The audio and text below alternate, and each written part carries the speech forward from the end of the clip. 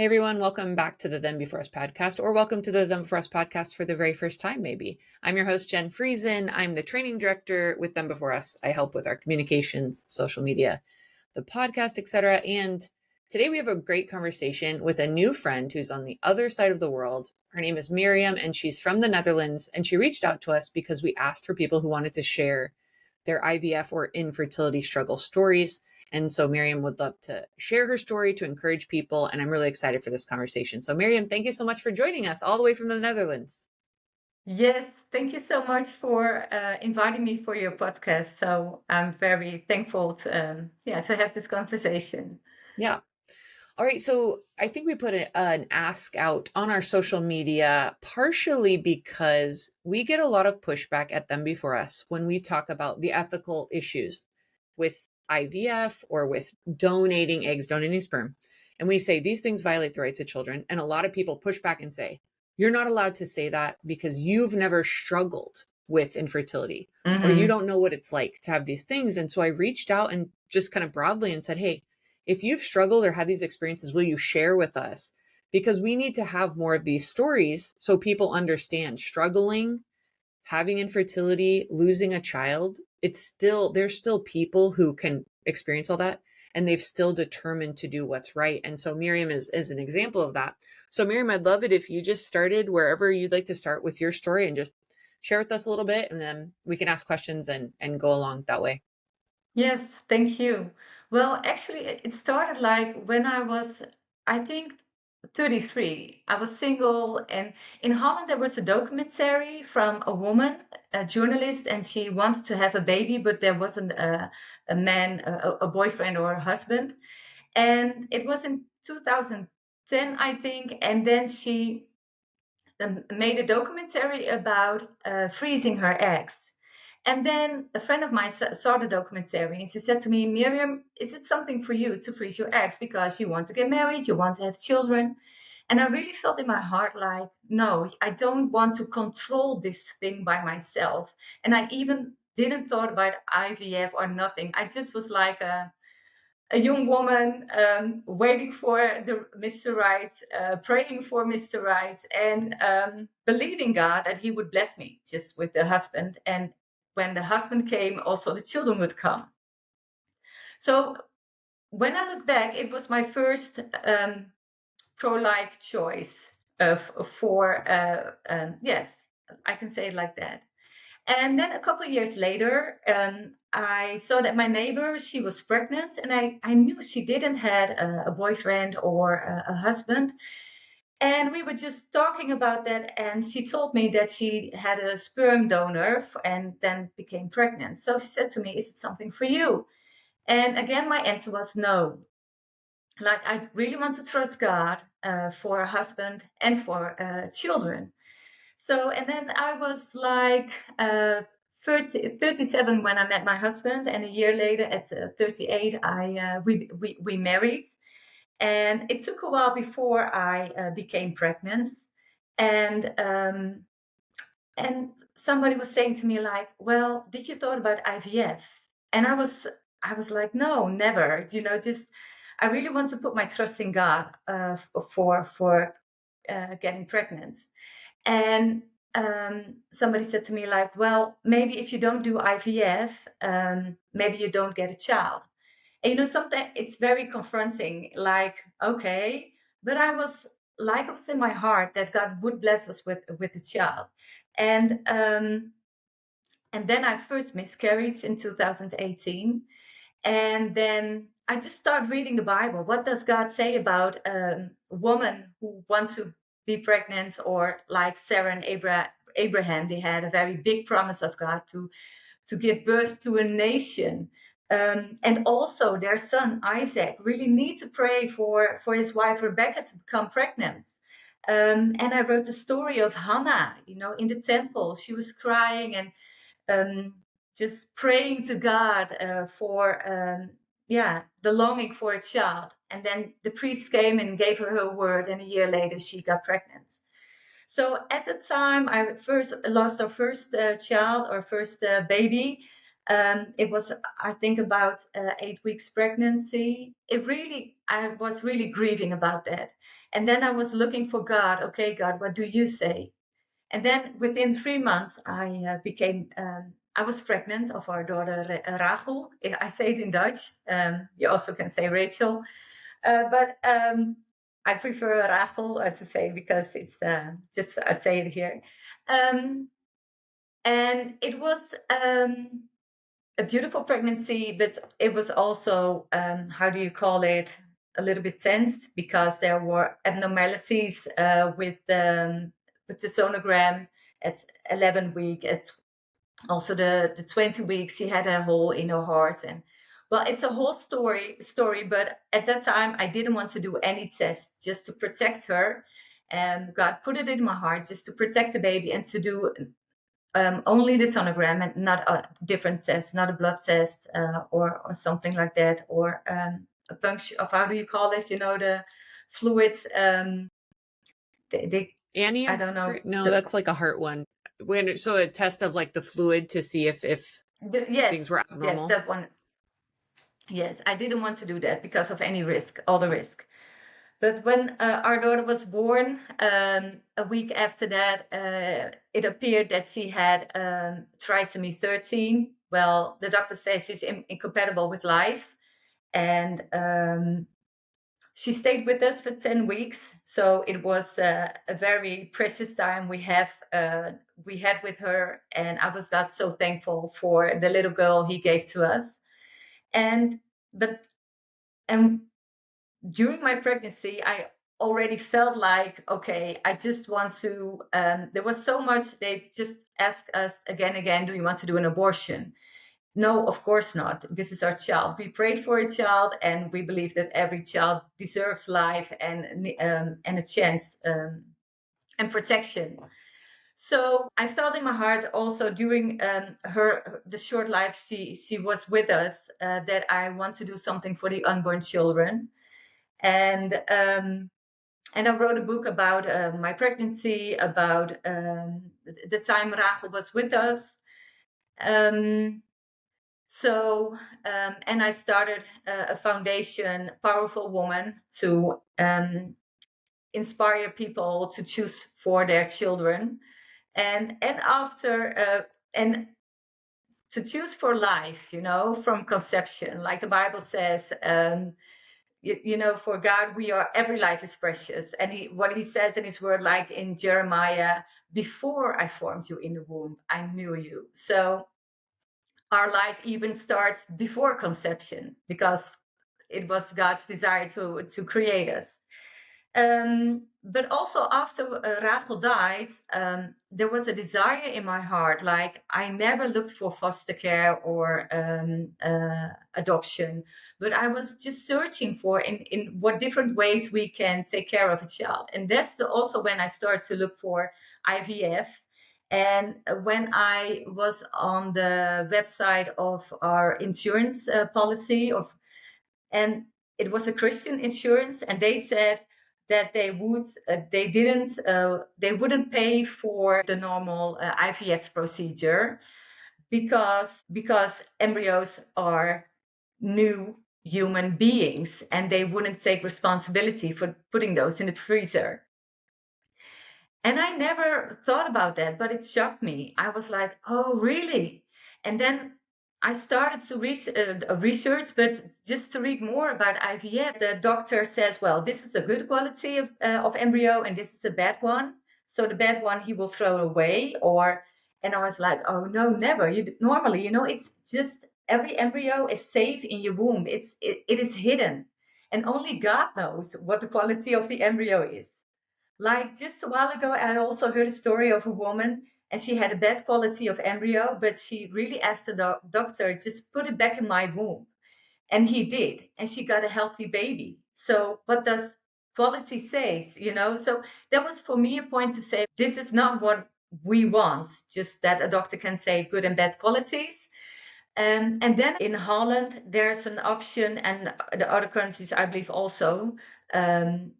For the leftover embryos, you can donate for research. They need embryos to be more successfully with the IVF procedures. For me, that was really a no-go. I thought, okay, just for me to have, because they want to have better IVF procedures, a baby and other embryo has to sacrifice for that. It was really, really a no-go for me and my husband. Somebody said to me, well, but Miriam, if you do IVF, maybe you get a baby. Especially after Rachel died, my arms were so empty, my womb was so empty. I had such a desire to be a mom again. And it was always a dream of me to become a mom. I'm from a family of 6 children, so but it was always, always thought, well, we're gonna get married and then there are gonna be children. But when I really got to know what IVF is, and it was like, okay, I don't believe it. Also when I read the Bible, like from Jeremiah, that God says, before I formed you in the womb, I saw you, I knew you. Psalm 139, that God saw or the beginning when we were unformed. And for God, it doesn't make a difference if you're formed in the womb or in a petri dish. For Him, every life is so precious to Him. So just, and now through the years, like I was listening to a podcast in January or February, I thought, and I heard in Holland there are every year something about 70,000 embryos made for IVF, and only 5,000 children are born. So every year, 70,000 embryos. It was shocking to me. I thought, where are they? Are they in the freezer? Are they just thrown away? Are they put for research or? Miriam, thanks so much for sharing your story. As you're speaking, it makes me think too, the people around you that can help things push one way or the other, right? So I'm 37 as well, so I'm single, don't have kids. And there's can be people in your life that think, hey, you want these things, you need to go get it in these certain ways. And so they go and kind of nudge you toward, why aren't you doing a sperm donation, or why aren't you going and doing IVF? And it was really interesting that because you had a Christian insurance agency, they helped you think about it a little bit differently, that no, we're talking about human beings. And yes, we value the human beings that have been born from IVF. We're so thankful.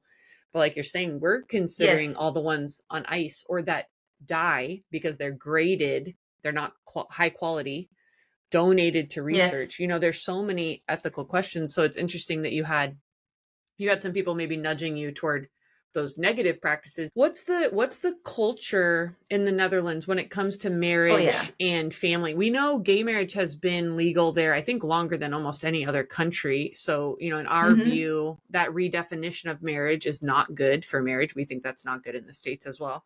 But, what is the posture about people getting married and having children? Is it kind of like, hey, do your career, come back later, and then you can use these technologies? Is it a low value, high value? What is it like in the Netherlands? Well, I think it's like IVF is very common. I think more and more also on the Christians, because they don't know what I believe it's because they don't know what it really is. Like the doctor won't tell about freezing embryos, or the freezer is a dangerous place for an embryo. They can make it through the freezing process. I think more and more same-sex couples also go for IVF or looking for a surrogate. I think it's more and more common for same-sex couples, single moms, maybe single dads. My take from the United States is that a lot of Europe is very post-Christian. It's a little harder to find that Christian community. So it was inspiring for sure to hear you were using your faith as a reason, both to encourage you that I don't need to go and do these practices that I think I don't think they're a good idea. I'm going to trust and wait for God. But then even as God provides for you, but then you lose the child, you still thought, well, I'm not going to go to IVF because I believe that God has made humans, intrinsically valuable, and these technologies would would hurt. But do you think you said a little bit that even Christians probably don't know that much about these topics? Why do you think you could kind of connect those dots even when a lot of people aren't talking about it? I don't know. I just really love God and the Bible. I just want to follow God's path. Yeah, when I was single, was one time I really thought and said to myself, marriage in itself, it's not a goal. A baby in itself is not a goal. And we live in a time where a baby is a goal. But I said to myself, even before marriage, Jesus is my goal. And so a man is not a goal and a baby is not a goal. But um, so that was very important to me also in the whole process of infertility, because it's so difficult, especially when you had a baby. We had Rachel in my arms and we had to take care of her. And just to say it again, a baby is not a goal, because with IVF, you can, if you want a baby, you go to IVF. And I know a lot of people say, yes, it's also a miracle and a blessing. But if you really want to trust God, in the Bible, Sarah didn't have IVF. She only had God, and she had a promise of God. And Hannah didn't have IVF. So for me, that's I don't know why, but that's what happened in my heart. And I'm just, maybe I also want to be righteous for God. Like, yes, of course, through Christ I'm righteous, but I want to do it in His way. And especially when I just saw that so many lives are lost, um, it wasn't an option. When you go to the hospital, like, okay, when I was still 39, after a year, I still wasn't pregnant. And then you go to the doctor and he says, oh, well, it's your age. You have to go to the hospital. And then the first thing they're saying, like, okay, IVF, it's the only option. Even when I was 42, and I went to the doctor and in the hospital, and she was checking my womb and my eggs, and there were still a lot of eggs, but they never said, like, oh, maybe it's a problem with your hormones, or maybe they didn't search for anything. They only say IVF is the only way. And I think there are so much more ways to increase your fertility, or other ways to really do something about your fertility than IVF. And it's not a Yeah, subject, people don't talk about it. right. Yeah, we did an interview with Dr. Naomi Whitaker here in the States, and she is part of doing restorative reproductive medicine. And so she said sometimes it'll be a simple surgery that will fix something, or changing someone's diet, or they have to lose a certain amount of weight. And I remember one of our colleagues, one of my coworkers, he has shared this publicly as well. They were struggling with, they were told, you can't have kids, you have bad eggs. And his wife just had to take baby aspirin or ibuprofen during, ovulation and pregnancy. And that was able enough to be able to keep the baby there. And so they've had 4 Wow. pregnancies now, no problems. So Wow. there is a lack of curiosity to really help women get to what is underlying. And of course, we talk about this as well. Western culture has definitely flipped the timeline on its head. We've said to young women, go work, just go be a partner at the law firm and go do your career, and all that stuff can wait. You can freeze your eggs and Yes. you can wait on it, right? And there's many women that want to get married, and they would say yes if that opportunity was there, but there's a lot of women, I think, that could have the opportunity, but they push it to the side because they think I should focus on getting my career, and children and marriage can come later.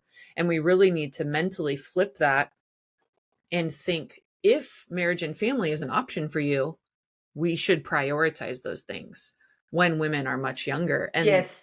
we wrote an article that said basically, culture told me to put my fertility on the shelf, and then they offered to sell it back to me, a decade later.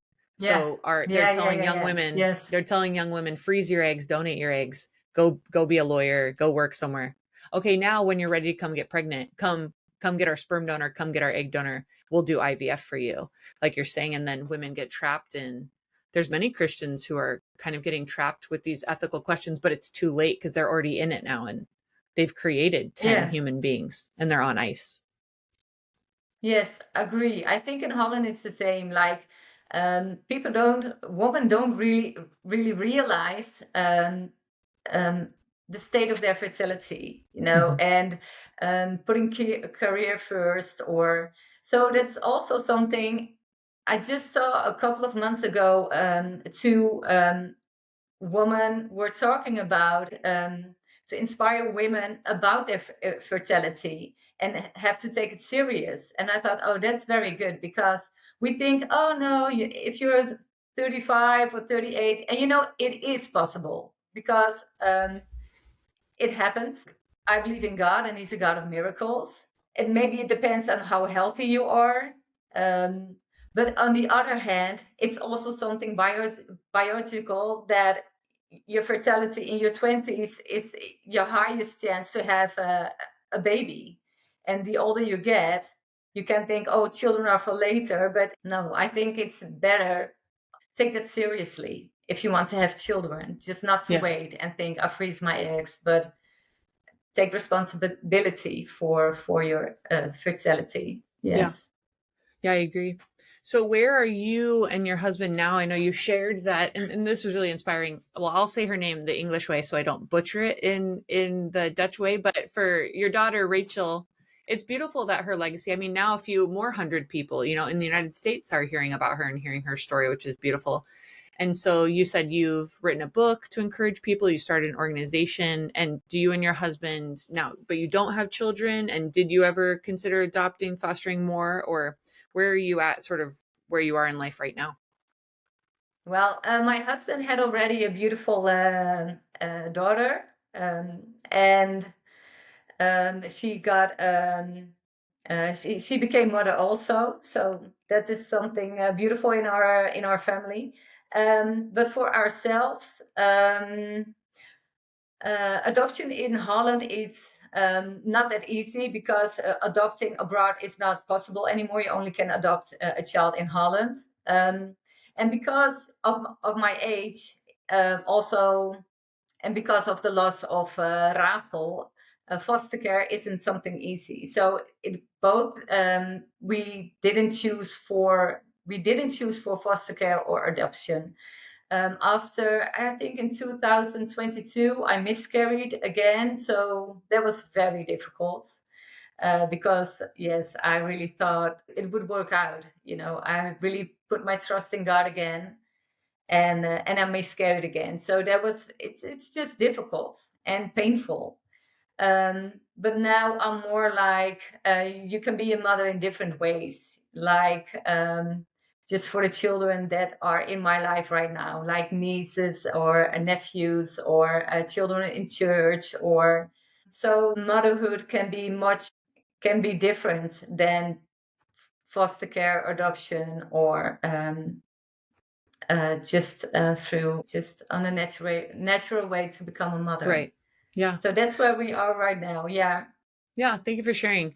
I think it's important too that people hear that part of your story, because sometimes the story will be that someone struggles with infertility or they lose a baby, but then, something will happen and, oh, now I have 5 kids, and, and so, oh, it got wrapped kind of up in that bow. Not that their life still isn't hard and their struggles, of course.